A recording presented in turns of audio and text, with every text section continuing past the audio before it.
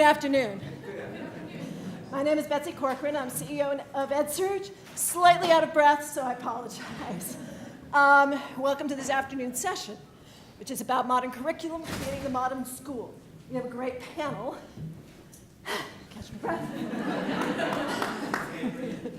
Yes, the modern world is a very just-in-time moment. Anyway, what we're going to do is we're going to jump in. We're going to talk a lot about the different ways we're creating curriculum, the way we're creating school. And we'll try to leave some time for questions, too. So, let's get started. We're going to start right here with Eric. Do me a favor, take 2 minutes. Tell people what is the most interesting thing that you've done with your cool curriculum in the last few years. Super. Welcome, everyone. My name is Eric Westendorf, and I'm the CEO at LearnZillion. And LearnZillion is focused on core curriculum. That was not the case when we started. We were focused on supplemental curriculum. And what we do with core curriculum is we actually partner with the highest quality open educational resource authors. So illustrative mathematics, you may have heard of, or EL education, or Odell education. We partner with these authors, and then we productize this really high quality curriculum with the goal of making it delightful for teachers to use. How do we empower teachers to orchestrate powerful, meaningful conversations with students day in and day out? And as we get into what modern curriculum means to LearnZillion, it's very much around how do you empower teachers to do that and give them the tools that allow them to take what is the highest quality curriculum and make it the most delightful to use through both print and digital. So that's what we do. And the most interesting thing you've done in the last Well, year? it's actually shifting from a focus on supplemental, where when we started, our focus was how do we help teachers understand these new standards? And we did that through bite-sized video lessons. And then realizing that the market is maturing and there is a need for full curriculum that is coherent and that is scaffolded. And so recognizing that need from the market and then moving into providing that through sort of a novel approach of working with high-quality OER providers is, to us, what's been most exciting. Yeah. Great. Michael, we're going to start with Yeah, so Michael here, the CTO and co-founder of Labster, and we create virtual learning simulations for science. And I would say one of the most interesting things that we've done in the recent years here has been to work in a coalition between technology companies like Google and universities like Arizona State University to create entirely online biology degrees using virtual reality. So we've worked with instructional designers, curriculum experts, topic experts around the world to design what could be an entirely online experience for full biology accredited degree by using the power of virtual reality to create an immersive enough experience so that the students can get a full accreditation without even accessing the physical labs. There is actually even a trial. The ASU is demoing it right now at the main stage, so you can try it out there. If Okay, so comprehensive curriculum, specialized math curriculum. We'll come back to this Science. tension. Science. Yeah. Science. Yeah. Okay. Sorry.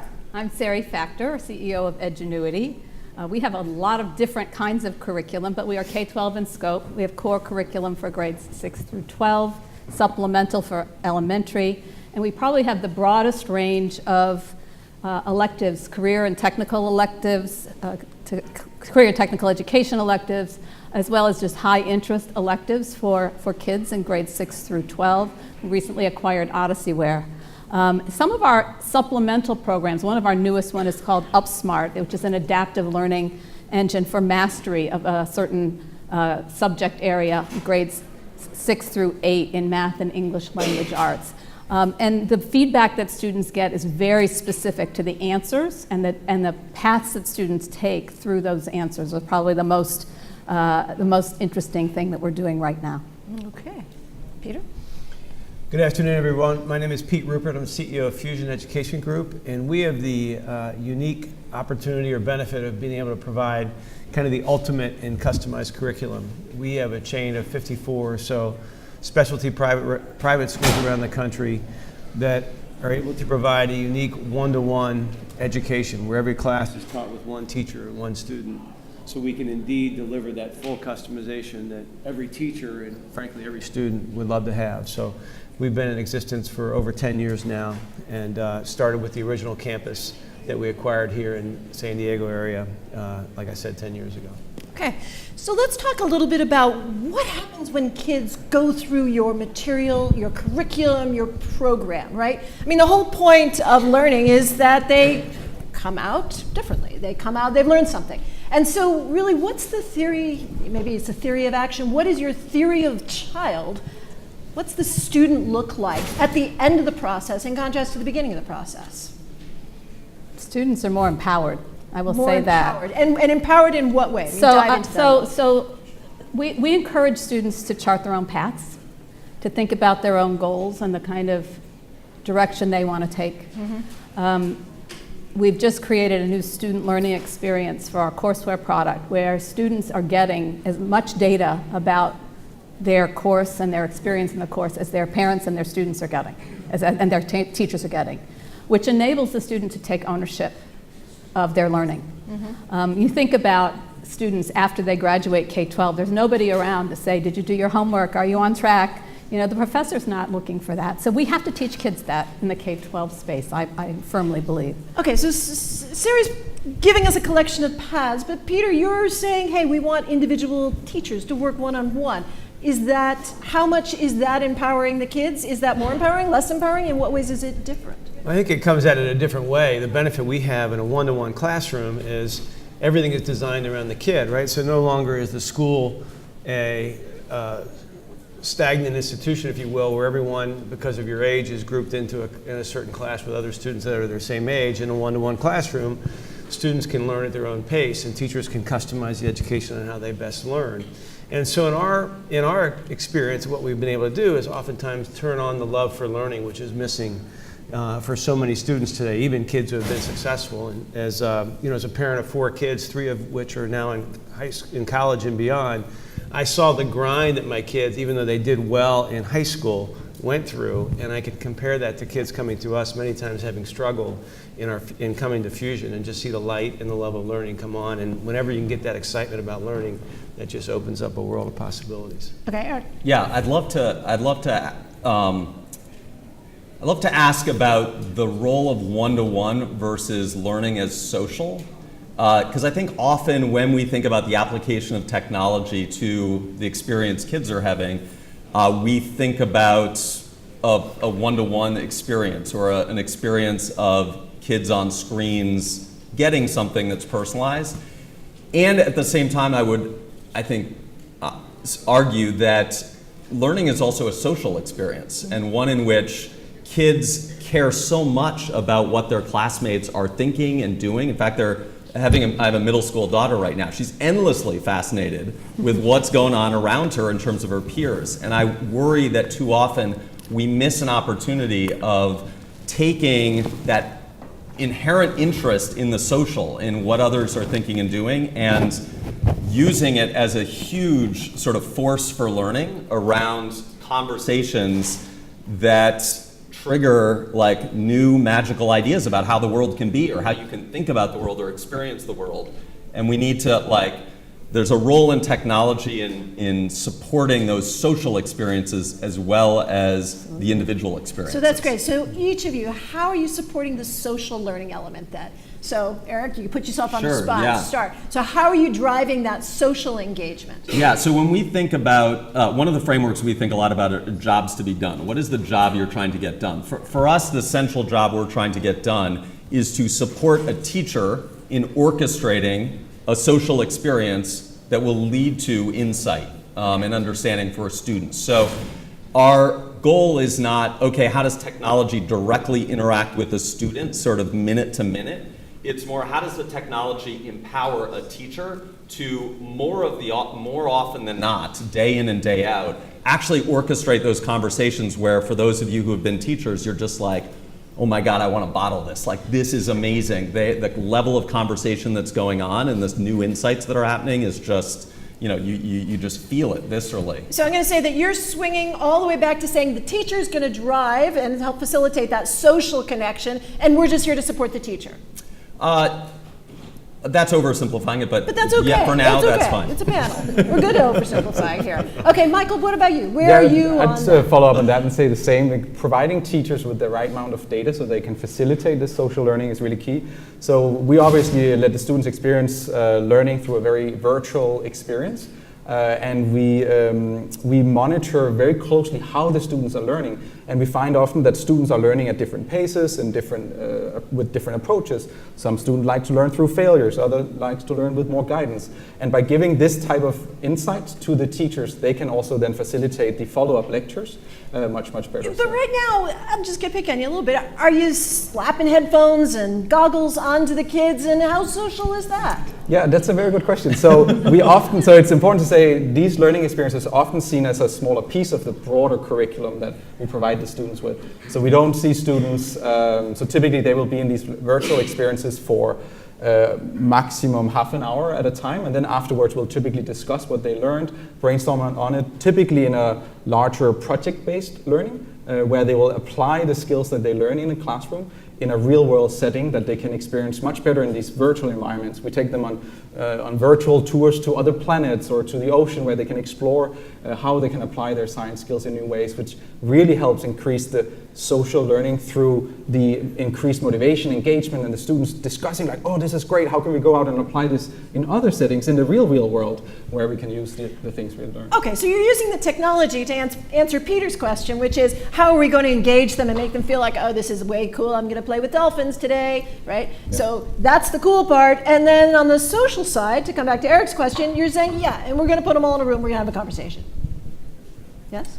Yeah, but what I would say though is I think there is a role for VR in triggering the social, because I think one of the powerful things about VR is actually the ability to generate empathy for students. So, you know, I was talking to a friend of mine whose daughter goes to Sidwell, and they just spent some time at the border. They did this trip to the border and did this, did service at some of the centers where folks seeking asylum are. And when I was asking Margaret, my friend, like, how did Lane react to this? And she said, you know, two biggest takeaways. One was the smell was visceral and was like not good because of the overcrowding. And two, she was like, the kids, they were just like me. And it was just like so powerful to hear that like sense of empathy, where now she is brought into a bigger conversation or desire to learn about, you know, about history and social science, what's going on, because that empathy has been triggered. So I don't think that when we think about like a virtual reality experience, that it's different than a social experience, especially when it can trigger the sort of empathy that then makes you want to have a conversation about what do we do about this? Okay. How do we think about this? Okay, Sarah, I want to come to you. I mean, your company has been on an amazing journey, right? Because before you joined, it was almost the ultimate in kids are going to sit at the desks and look at the computer. So you've taken it on a journey. Where's the social element? Tell us about how the social it really element depends on how the district or school that is implementing the curriculum chooses to do that. Mm-hmm. And so for our courseware products, some of them are using them in a very blended format, where the teacher does some of the teaching and the computer does some of the teaching. And then there are social conversations and projects and labs that they're doing in groups, sometimes with online input and sometimes completely offline. So it's really up to the district how they want to structure their days, structure their programs for each individual student, and it may be different across subject areas. Mm-hmm. They may just choose to do science with Edgenuity and something, you know, do offline materials completely in a different subject area. So really, it's totally dependent on, it's flexible. Mm-hmm. And I think that's our goal, is to provide the flexible tools to the districts and schools that we serve, mm-hmm. so that they can use them how they'd like. Okay, and Peter, talk a little bit about the way the social element comes in the environment that you've created. Sure, and what we provide, although our classes are typically one-to-one, we provide all of our schools, all of our students have the opportunity for socialization through what we call our homework cafe, which are large centralized area. Think of a Starbucks-like environment. So when the kids are not in class having their interaction and learning with the teacher, they're doing their homework and their independent study in small peer groups among friends, and they are able to get the socialization that way. In addition, we have a number of clubs and things like that that students get involved in that help fill that gap of socialization. We aren't the ultimate in socialization like many schools might be able to provide, but I think we err on the side of kids at that age, either socialization is really easy, and then there's another group that socialization is really hard. And so we provide a different kind of a different, unique way for kids to find socialization the way it works best for them. Do you need technology in what you do? We use technology, but we don't our classes aren't taught through technology. So we certainly provide tech labs, and we leverage technology in a number of different ways. But it's the interaction between the teacher and the student, and the teacher being able to kind of see where the student is, where he or she is struggling, adjust their teaching accordingly to really, again, turn that light bulb and that level of learning on. So as you think about the next 5 years, as you think about how your tools are going to evolve and then how the schools will be using those tools, where would you like to see the schools? Where would you like to see the classroom? What would you like it to look like in 5 years? And then there's a follow-up question, which is, are we preparing our teachers to teach in those environments? Michael, why don't we start with you? Yeah, what is it going to look like in 5 years? So I think a lot about that as the sort of visionary technologist.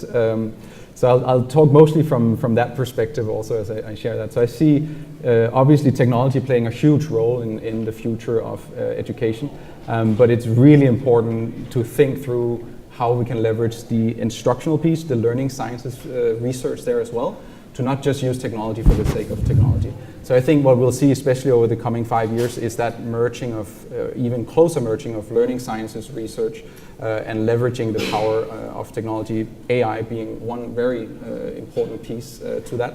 I think it will still be very early, even in 5 years, to really see the benefits of AI.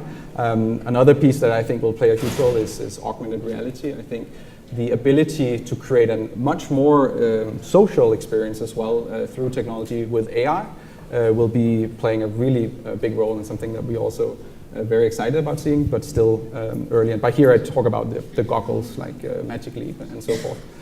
So those are some of the things that we are especially interested in. I give you a very specific example of some of the work that we are working on and that we think will have a huge impact. We work with learning scientists to understand how students are learning and what are the things that triggers the aha moment for a student to really understand a concept. And there's a lot of really interesting research in that field. So much research, in fact, that I would never expect a single or a teacher, or not every teacher, to understand the complexity of all this learning sciences research that's going on right now. And not only to understand it, but also to then apply it in an effective way in a classroom with a multitude of different dimensions of students, different curricula, and so forth. That's just a very complex challenge that we're providing the teachers. So I think this is about looking at how can we use technology to empower the teachers to better understand their students, better understand the ways of the different students are learning, and better understand how the teacher, him or herself, can facilitate those classrooms with very specific guided instructional suggestions based on the analysis of all of this data. So I think that all of this coming together, we'll start seeing it. I think even in 5 years it'll be early stages, but it's coming together. We see the early trends of this, and that's something that I'm very excited about. I could talk a lot more about. So. Do you guys agree with that vision of the classroom? Yes, but 5 years is Yes, but not in 5 years. Short Okay. to get there, Sure. I think. You know, I look forward to the day when we are not quite so end-of-year assessment obsessed, and that, you know, that assessment is always taking part in the background. It's always happening, and the teachers are knowledgeable and the students are knowledgeable about what they know and what they don't know based on what they're doing every day. I think, you know, the best teachers are always aware of where their students' strengths and weaknesses are. We need more teachers. You asked, are teachers going to be prepared for this? No, we don't. We have a huge teacher shortage in this country right now. So we don't have enough teachers, and we don't have enough qualified teachers to really do that and pay that off yet. But I hope that we will, and I think, you know, getting there and using technology to help direct them, as you say, prescribe, like, where do we go next with the student? Because that's what the teachers often want to know. We want to make that prescription for the next whatever the next learning objective is for that student, Yeah. to help her with that. But now, Eric, you work with teachers, and you've worked with teachers for many, many years. Are we doing, independent of whether we have enough teachers, are we actually preparing teachers to live in this world? I mean, students actually adjust very quickly. My guess is that students could hop into Labster, throw on the goggles, they're good to go. And yet, the adults, the people who we're supposedly supporting to help direct and train, all that sort of stuff, will they be lost? What are we doing in training our teachers that will have them even prepared for this future classroom? Yeah. So I think this does touch on a challenge, a curriculum challenge in particular, because I think what happens in teacher training programs is there's an unwillingness to place a bet on any curriculum, right? Because you don't know for that teacher what program they're going to be using at their particular school district. And so what happens is you sort of say, well, I don't know what curriculum, so we're not going to focus on curriculum. Instead, we're going to focus on, and what ends up happening, I think, in a lot of programs is how do we build our own lessons and build our own curriculum and learn about how to do that. And the either explicit or implicit message to teachers is you have to create all of this from scratch, and you have to build this on your own. And I think that's even given more power now that most classrooms have full internet access, where there is this sense that you have access to Pandora's box and can go in and pick and choose. But I think it's a mistake. It's a trap because it is not sustainable for teachers to not only do the job of orchestrating these conversations and deeply knowing their students, but at the same time somehow to layer in being curriculum developers day in and day out. I just think that that's an accidental So let's step. double down on this. Peter, you're employing teachers, you're hiring people, you're filling your schools with them. What are they prepared for the day they walk into your schools? Well, we actually look for a couple different things. Because it's one-to-one, we don't hire many certified teachers. And what we're looking for is content expertise and the ability to build relationships. And I think that's one of the unique things that I certainly hope we see. I think we're getting better and better at providing teachers with more and better and timely tools that enhance the curriculum, that make it easier for them to teach the curriculum, that provide technology to make it easier, that provide reporting and things that make it easier to facilitate that learning. I think the teacher moves from the sage on the stage to much more of a facilitator. And what it's going to call for, I think, with teachers is the ability to build relationships. And I think that's one of the things we make a mistake on with high school kids today, is that those kids are in 6 or 7 classes a day. They bounce from teacher to teacher. They might have the same teacher twice over a 4-year period. And we wonder why these kids never get engaged in school. And so what we have to be thinking about is not only providing teachers with more and better tools, but also helping our teachers establish those relationships with kids and giving them a vehicle where they can do that successfully, so that kids aren't just floating through a system with too many of them stagnating or falling through the cracks or having struggles for all the wrong reasons. But if we have teachers who are experts in building the relationships, which sounds terrific, but they still need to use these tools. They need to use the tools that Labster and that Sari and that other folks are building. How much time do we need to structure into the school year so that teachers have enough time to learn these tools? Because, you know, as Eric kind of rightly pointed out, no one's getting trained to use Labster in a school of education. No one's getting, yes. If I can challenge you on that one, Go I think for it. the problem is actually if we even have to train teachers to use the tools, we're not designing the tools in the right way. Obviously, there needs to be some training. I agree with you on that. But I think it's also about thinking about how can we design tools so that they are so intuitive for the teachers as well as the students to use, so that little to no training is needed. And we work really hard at doing that and working closely with the teachers to understand how we can understand how they're teaching today and how can these tools fit into that way of teaching that they're already doing. So I think that should be at least the approach we should be taking, and only in the cases of there's maybe something completely different there, we should of course make sure that there is the sufficient training to support that, which, Yeah, Sarah? I agree completely. I mean, the challenge to technology adoption, I believe, in K-12 is the tools are too hard to use. Okay. And we have to work much, much more diligently about making them as easy to use as your phone is easy to use. The data displays have to look like dashboards that you would see on mint.com or some of those other things that enable teachers, students, and parents to access the data in a very seamless way. It's been too hard. It's been too hard. So if we like flash the clock back, say 25 years, right?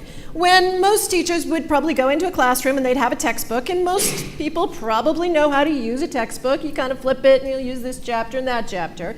So you could argue that that was as easy to use as a phone, right? No? Okay, well wait, let me try the question, then you can disagree with it. Okay, but if we assume that it took relatively little time to learn how to use that textbook, how much more time right now is it taking for teachers to use the technology that we're putting into the classrooms?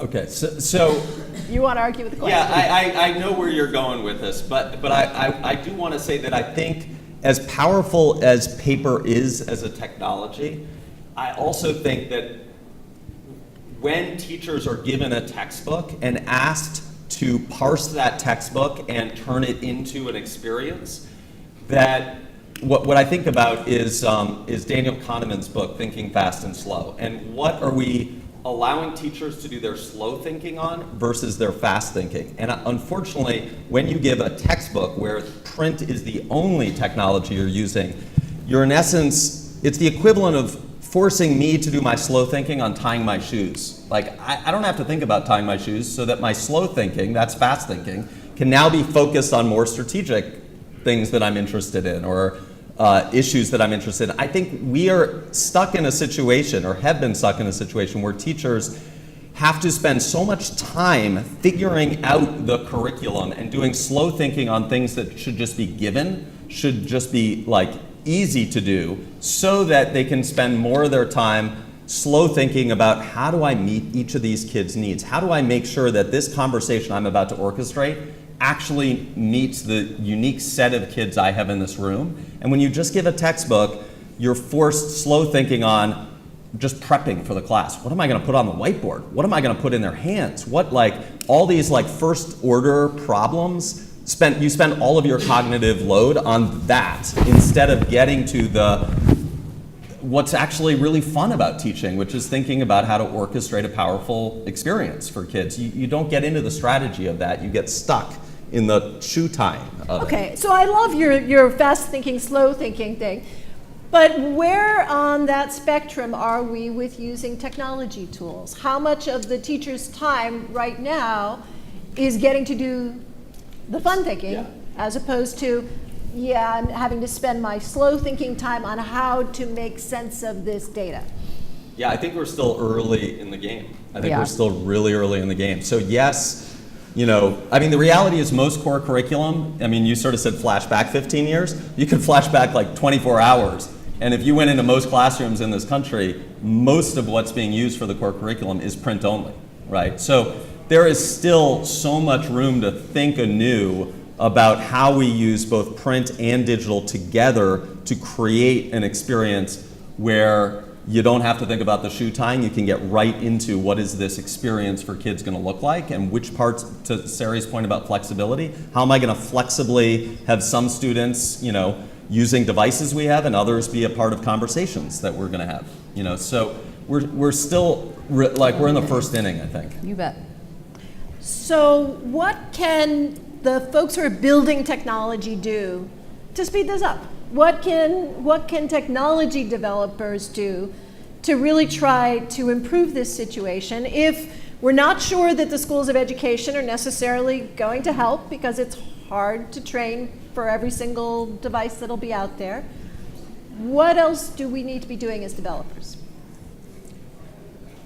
So, Go ahead. You start. We're trying to make the systems easier to use and the data displays easier to use and provide the prescription. What do you do if a student, because that's what the teacher always wants to know. If a student doesn't understand, what's another way to teach it?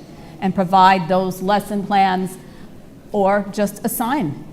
Teachers can then assign it in the system with the press of a button. So we've got a new feature coming out for back to school that will have that.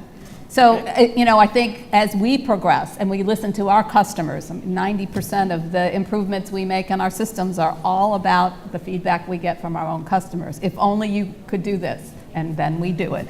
And that's how we learn and evolve. And it's working. I mean, that I think will get us there, but still slow. Okay, Still slow. Okay. Peter, what do you want to see the developers do to better support your teachers? Well, I think a lot of what they're saying is exactly right. We're not there yet, but things are getting better and better, right? I think that's the beauty of the whole movement, this whole education reform movement. This reason we're all here is that there's so many really interesting, cool companies that are developing new and better ways for teachers to teach and for students to learn. So I'm really bullish on that. We have a long way to go, there's no doubt. There's too much stuff still being done by paper. But it just seems it's going to continue to go forward, and the faster we can get there, the better.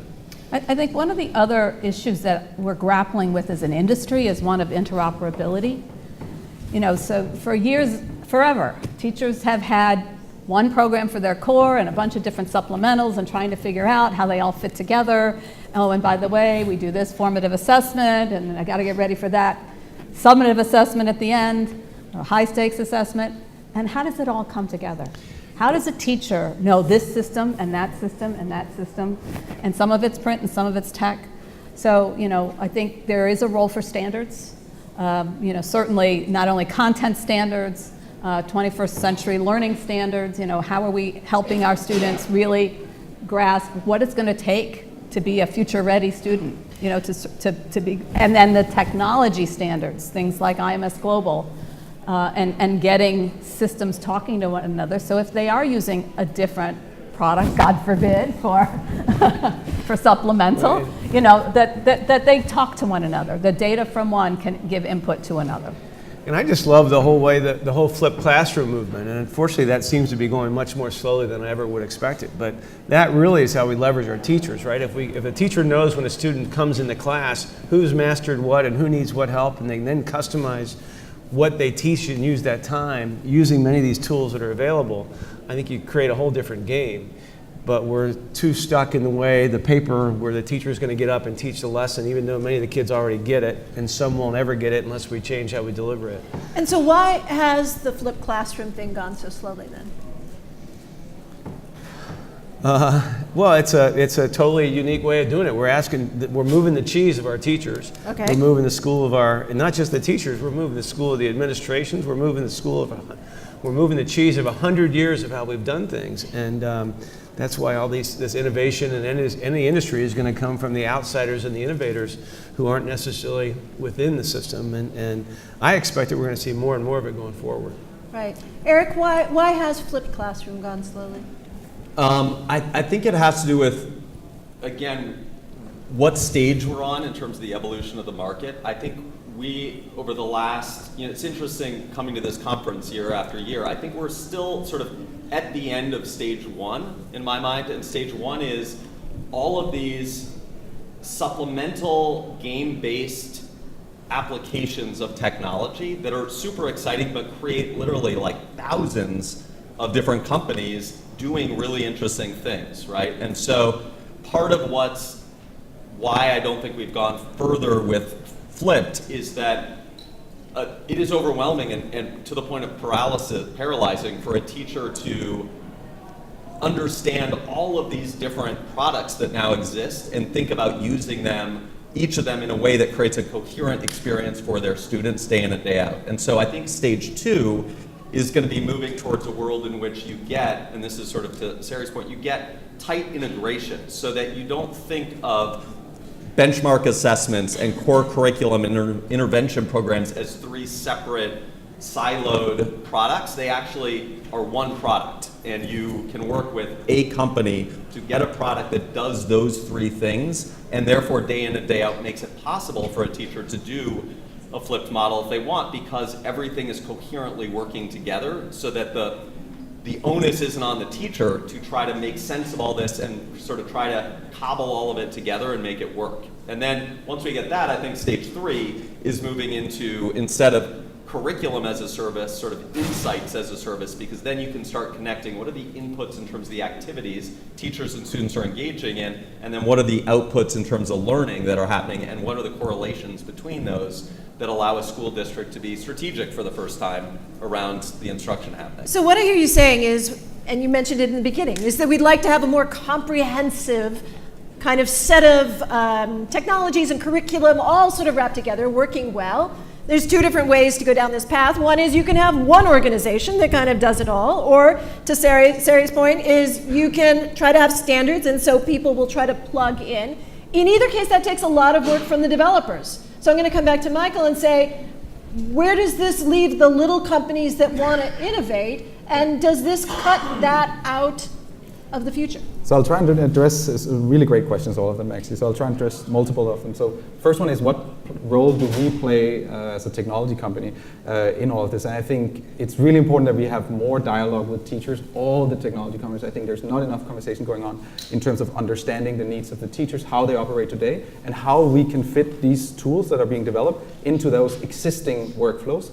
So that it's not just, today it's not just about using a new tool, it's about flipping that entire classroom as well, so it just becomes really, really overwhelming.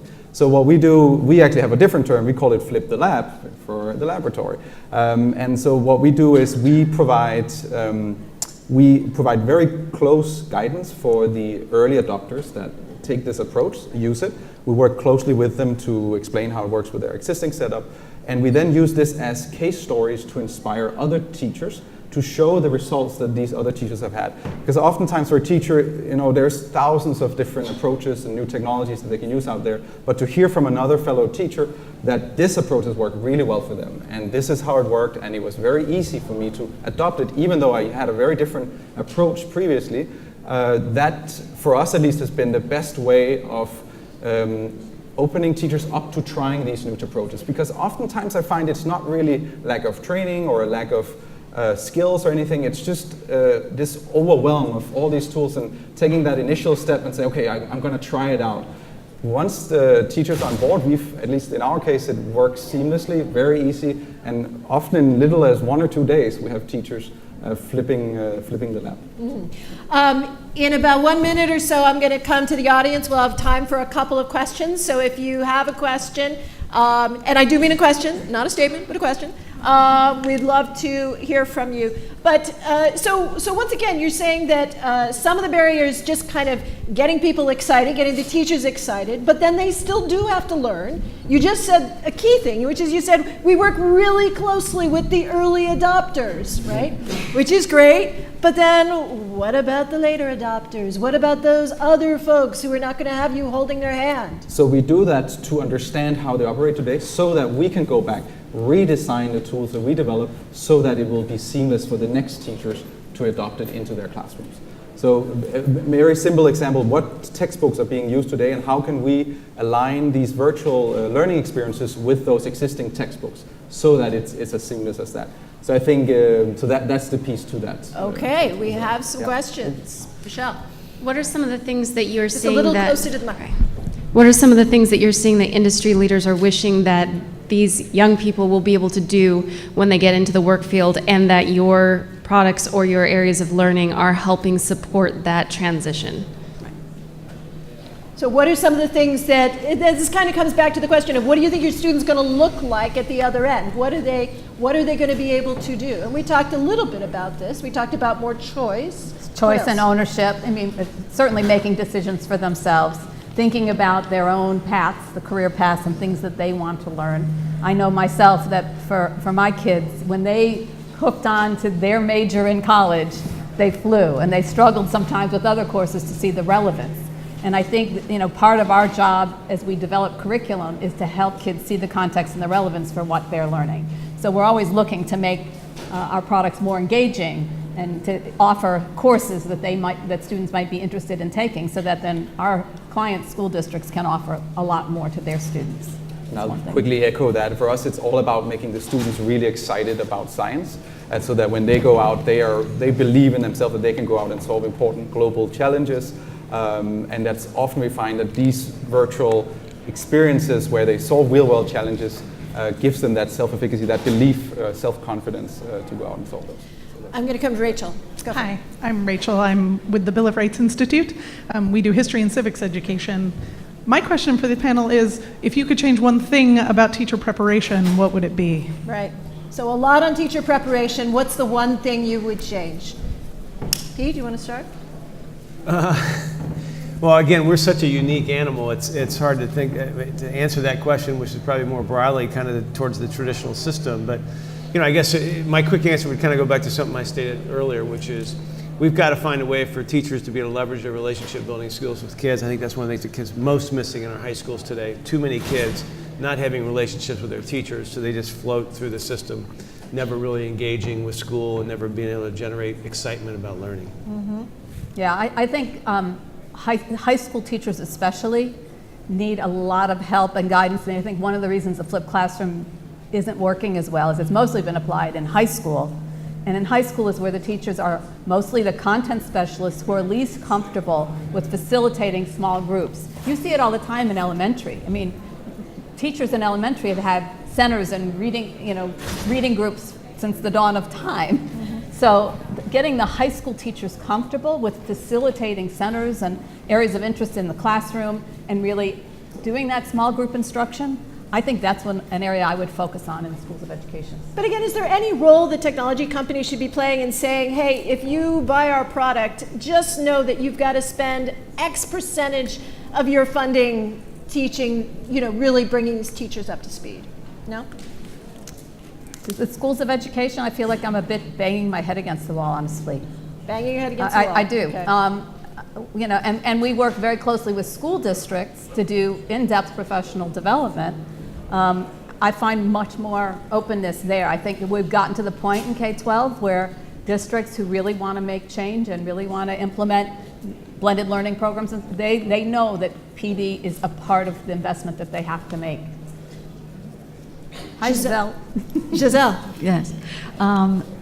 You mentioned in passing summative tests. And I'm just wondering, to what extent do you think anything you're talking about on this panel is possible in a short enough period of time to save this country if we stick to the same fundamental system we have, which is a testing system that's completely meaningless? And when you say a testing system, are you referring to SAT testing? I'm or just talking testing about the across entire structure of our K-12 education system. board? Okay, Yes, so as that's long as we have military tests, complex. will any of this make a difference? Well, I think our frustration with testing has to do with the format of the test. I never hear people arguing that at the university level we should assign fewer essays or fewer projects or there should be fewer debates. Like when we think about what assessment is, in essence we're saying what at the end are we going to measure around students showing that they mastered something, and that form factor can look a lot of different ways. I think what our frustration is when that form factor is limited to multiple choice or a very, narrow set of form factors, it starts to feel like it's driving instruction in unintended ways that don't lead to robust experiences for students. What's the most authentic assessment that you guys have experienced in the work that you do? Yeah, so one of the ones, so when I was teaching middle school, we used to do this genetics unit, and it ended with a debate around the statement, genetic advances do more harm than good. And Great. You had half of the students bringing to bear everything they'd learned on one side of that, and half bringing everything they'd learned on the other. So once again, going back to the social. Right. Any other Right. examples? We've got projects like that throughout the curriculum, built into our curriculum, but meant to be offline, not Yeah. necessarily online. Right. We are, if your question is super quick, we'll have time for one more question. Is it quick? I don't know how quick it is. It's a question about quality. How do you measure quality of curriculum? And that is such a great question. All right, so let's frame it this way. If you can say one thing about how we will measure the quality of curriculum in the future, how will we do it? Eric? Well, I'll say the present and the future is finally there exists a consumer reports for curriculum. It's called Ed Reports, and it's like the beginning of an important stage of actually not having it be marketing based. Of classic curriculum. Yes. I didn't fully get the question. How so- are we going to measure good AR, VR content? So I would say in the way in which it's able to prepare the students for the job readiness. For the job readiness. That's right, Sorry? and we're not going to get rid of assessment until the customer, which is the hirer at the end of college or high school or whenever, demands something different than what those tests really test. But things like Quality Matters, I mean, that's another organization that is looking at online curriculum and saying whether it passes or it doesn't pass. Right, and the quality of I would just social say engagement and ownership outcomes. on the side of the student. Until we get our students engaged in owning the result of their academic record, it's a very difficult proposition. So I think what we've heard is we're still at the first inning of bet. building future classrooms, future curriculum, that there should be a bigger social component, there should be more work on the part of the technology companies to make sure that this technology is easier to learn, perhaps even easier than the cell phone. That there needs to be this deep social element, whether it's social between the students or social with the teachers, and that we still have a long, long ways to go. Please join me in thanking this panel.